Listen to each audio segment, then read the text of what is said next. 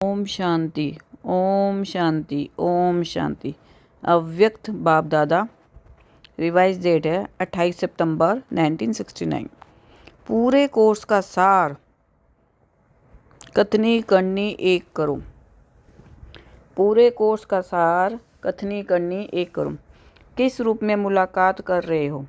अव्यक्त रूप से, व स्नेह रूप से, व शक्ति रूप से।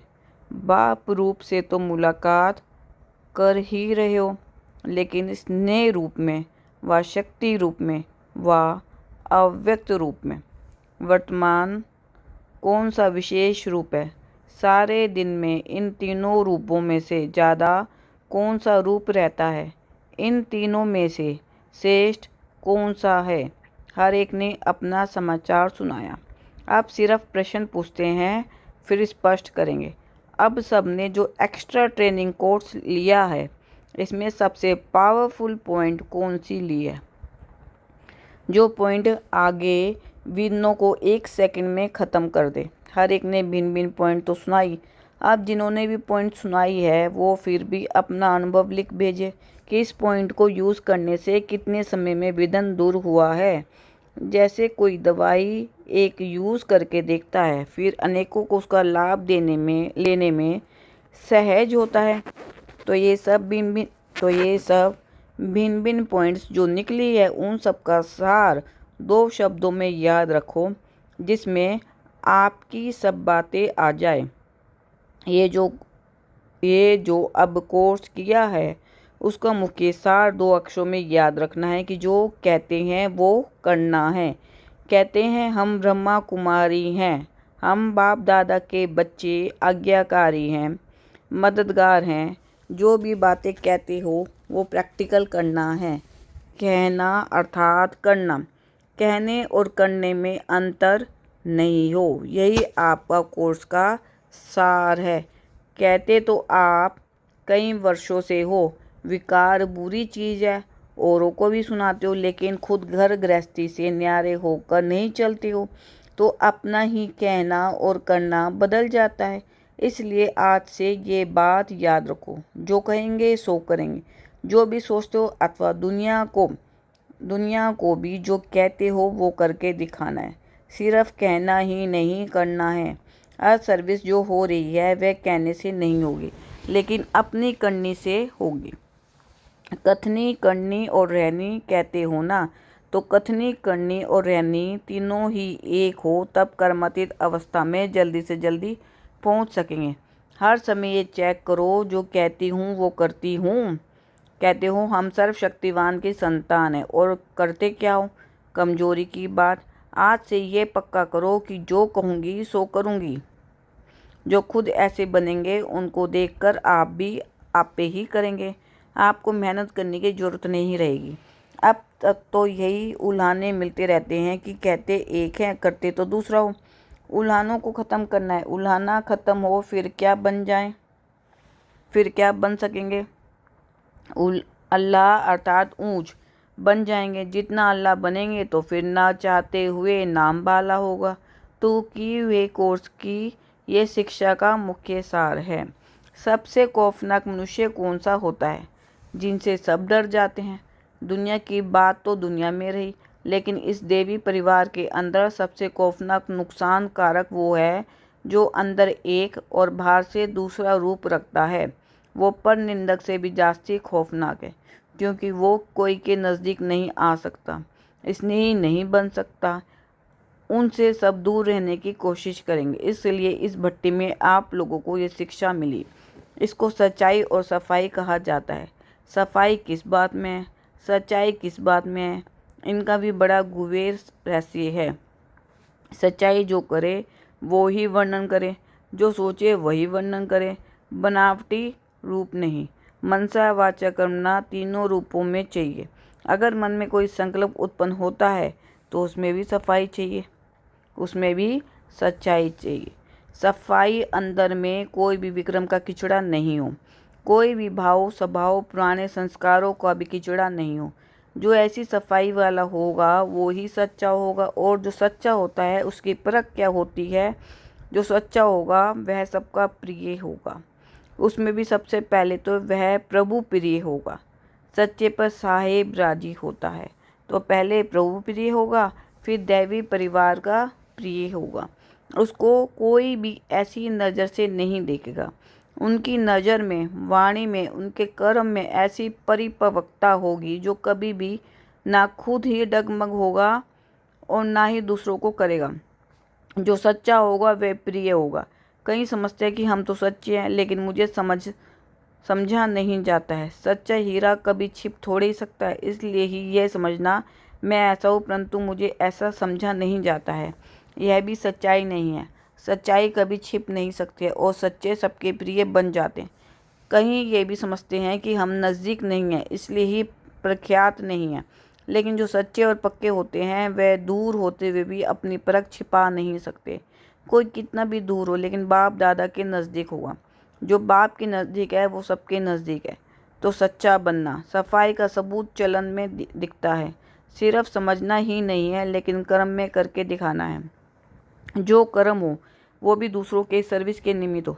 अपनी मनसा वाचा कर्मणा को चेक करो। आप अपने को क्या कहलवाते हो और बाप दादा भी आप सभी को क्या टाइटल देती हैं, वह याद है? सर्विसेबल बच्चे। तो जो सर्विसेबल है उनका हर संकल्प, हर शब्द, हर कर्म सर्विस ही करेगा। भाषण करना, किसी को समझाना सिर्फ यही सर्विस नहीं है, परंतु जो सर्विसेबल है वो हर सेकंड सर्विस करते रहते हैं। तो अपने को देखना है कि हमारी हर सेकंड सर्विसेबल चलन होती है, वह कहाँ डिसर्विस वाली चलन तो नहीं है। जब नाम सर्विसेबल है तो कर्म भी ऐसा ही होना चाहिए। इसलिए जो कहना है वो करना भी है। ये याद रखने से पुरुषार्थ में सहज सफलता पाएंगे। कई बहुत खुश होते कि हमने इतने जिज्ञासु समझाए, इतने भाषण किए, बहुत सर्विस की, लेकिन वो भी हद की सर्विस है। अब तो भेद की सर्विस करनी है। मनसा वाचा कर्मणा तीनों रूपों से भेद की सर्विस हो, उनको कहा जाता है सर्विसेबल। अब अपने को देखो कि हम सर्विसेबल बने हैं। ऐसी सर्विसेबल फिर स्नेह भी बहुत होगा। अब ऐसा सभी ने ठप्पा लगाया है, वह कोई साहस भी रख रहे हैं। जब करना ही है तो गोया ठप्पा लग ही गया। अपने में शक क्यों रखते हो कि ना मालूम परीक्षा में पास हो व फेल हो? होशियार स्टूडेंट सदैव निश्चय से कहते हैं कि हम तो नंबर 1 आएंगे। अगर पहले से अपने में संशय रखेंगे तो संशय की रिजल्ट क्या होती है? फिर विजयी बन ना सके। अगर जरा भी संशय रखा तो विजयी नहीं बनेंगे। जब तक निश्चय नहीं है, आप लोगों ने शुरू से दांव लगाया कि वर्षा लेकर ही छोड़ेंगे, या सोचा था कि देखेंगे? दांव लगाया, गोया बन ही गए। जब अपने को निश्चय बुद्धि कहते हैं तो कोई भी बात में, ना बाप की नॉलेज में, ना बाप के परिवार में संशय व विकल्प उठना चाहिए। हम शिव बाबा के बच्चे हैं। तो सर्वशक्तिमान के बच्चे निश्चय बुद्धि है। ये कौन बोलता है? सर्वशक्तिमान के बच्चे बोलते हैं। निश्चय रखने से विजय हो जाए। भल करके अंदर समझो कि ना मालूम क्या होगा, परंतु फिर भी निश्चय में विजय हो जाएगी। अगर निश्चय नहीं है तो आपका कर्म भी वैसा ही चलेगा। निश्चय रखेंगे हमको करना ही है तो कर्म भी वैसा ही होगा। अगर ख्याल करेंगे कि अच्छा देखेंगे करेंगे तो कर्म भी ढीला ही चलेगा। कभी भी अपने में कमजोरी की, संशय की फीलिंग नहीं आनी चाहिए। कमजोरी के संकल्प ही संशय है। अब कहाँ तक ये पुराने संस्कार और संकल्प रहेंगे? पुराने संस्कार भी नहीं, संस्कार तो मोटी चीज़ है, लेकिन पुराने संकल्प खत्म होने चाहिए। तब कहेंगे भट्टी से पककर निकल रहे हैं। भट्टी का अर्थ ही क्या है? भट्टी में सारा जलकर खत्म हो जाते हैं, रूप ही बदल जाता है। कोई भी चीज़ भट्टी में डालेंगे तो उनका रूप, गुण आदि सब बदल जाएगा। आप भी भट्टी करते हैं तो रूप गुण बदलना चाहिए। ईंट जब पकती है तो पहले मिट्टी होती है, फिर पकने से उनका रूप गुण बदल जाता है और कर्तव्य भी बदल जाता है। इस रीति अपना रूप, गुण और कर्तव्य तीनों ही बदलते जाना है। यह है भट्टी की रिजल्ट। अब बताओ कि बदल लिया है, वह बदलेंगे। आपकी उमंगों के साथ बाप दादा की भी मदद है। जितना आप अपने में निश्चय रखेंगे उतना बाप दादा भी अवश्य मददगार बनते हैं। स्नेही को अवश्य सहयोग मिलता है। किसे भी सहयोग लेना है तो स्नेही बनना है। स्नेही को सहयोग की मंगनी नहीं करनी पड़ती है। बाप दादा की स्नेही बनेंगे, परिवार के भी स्नेही बनेंगे तो सभी का सहयोग स्वतः ही प्राप्त होगा। मुख्य यही 2 बातें हैं, निश्चय बुद्धि और नष्टमोह। यह तो तिलक माथे पर लगा ही दिया है। स्लोगन भी याद रखना है, जो कहेंगे वो करेंगे। यह है माताओं की सजावट। माताएं श्रृंगार ज़्यादा करती हैं ना, तो इन माताओं का श्रृंगार रत्नों से किया जाता है। सबसे चमकने वाला श्रृंगार होता है रत्नों का। सोने में भी रत्न होता है तो जास्ती चमकता है। तो बाप दादा ने इन माताओं को रत्नों से श्रृंगारा है, क्योंकि संगम पर सोने से भी ज़्यादा हीरा बनना है। जितना जितना अपने को रत्नों से सजाएंगे, उतना ही ना चाहते हुए भी दुनिया की नज़र आपकी तरफ जाएगी। दुनिया को कहने की दरकार नहीं होगी कि हमारी तरफ देखो। ये ज्ञान रत्नों का श्रृंगार दूर वालों का भी ध्यान खिंचवाएगा। इसलिए इन रत्नों के श्रृंगार को सदा के लिए कायम रखेंगे, ऐसा निश्चय करना है। आज अमृत वेले कई बच्चे विशेष याद आए जो साकार रूप में ज़्यादा साथ रहे हैं। आज विशेष उनकी याद आई, क्योंकि आजकल साथ रहने वालों का पुरुषार्थ पहले से बहुत अच्छा है, इसलिए पुरुषार्थ के स्नेह में उनकी याद आई। वर्तमान समय मधुबन वालों में परिवर्तन विशेष देखने में आ रहा है। हर स्थान में एक एक रतन चमक कर जा रहे हैं। अब एक एक चमका हुआ रतन फिर जाकर आप समान कैसे बनाती हैं, वे अब देखेंगे। कभी भी हिम्मतहीन बोल नहीं बोलने चाहिए। पुरुषार्थहीन व हिम्मतहीन बनना वह अब जमाना गया। अब तो मददगार बनना है और बनकर दिखाना है। अभी सबके दिल के अंदर ये रहता है कि हम भी जल्दी ही जाएं। आगे तो कहते थे कि संगम युग में जितना जास्ती रहे उतना ही जास्ती अच्छा है, क्योंकि साकार के साथ में ही संगम के सुवेश थे। अभी तो चाहते हैं कि जहाँ अपना रहबर वहीं हम रहाई भी चलें। तुम लोगों की चलन वाणी से भी ज़्यादा सर्विस करेगी। डबल सर्विस में सफलता होगी, तभी डबल ताज मिलेगा। बोलो, सिंगल ताजधारी बनना है या डबल कि बने ही हुए हैं? शक्ति रूप बनने का साधन क्या है? शक्ति रूप तभी बन सकेंगे जबकि अव्यक्त स्थिति होगी। अव्यक्त स्थिति में रहकर भल व्यक्त में आते भी हैं तो सिर्फ सर्विस अर्थ। सर्विस समाप्त हुई तो फिर अव्यक्त स्थिति में रहना, ऐसा अभ्यास रखना है। जो बलि चढ़ जाता है उनको रिटर्न में क्या मिलता है? बलि चढ़ने वालों को ऐश्वर्य बल बहुत मिलता है।